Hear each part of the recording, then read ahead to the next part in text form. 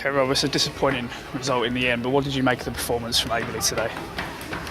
We was better in stages today.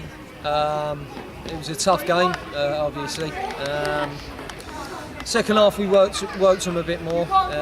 Just couldn't find a way through to get the equaliser or even go on and win the game.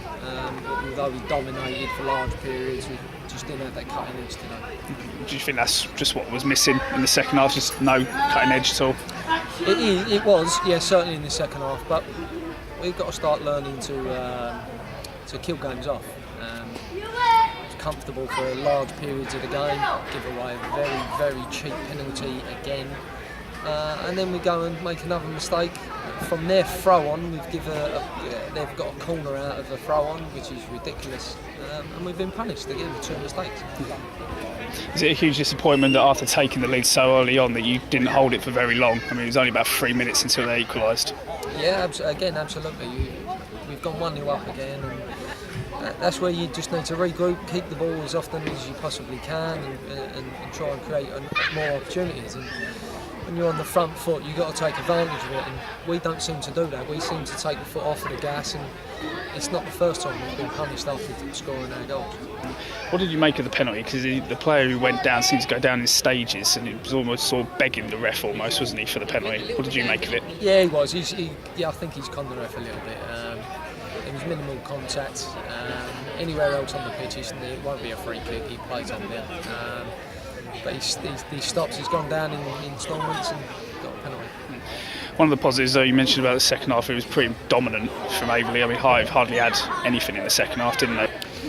Positive that we played the second half in their half of the pitch, absolutely. But I can't take positives out of losing a game that we've dominated. I mean, Justin said about there's ways of winning and ways of losing. Do you feel that this is obviously disappointing to lose, but do you think that's the way you want to lose?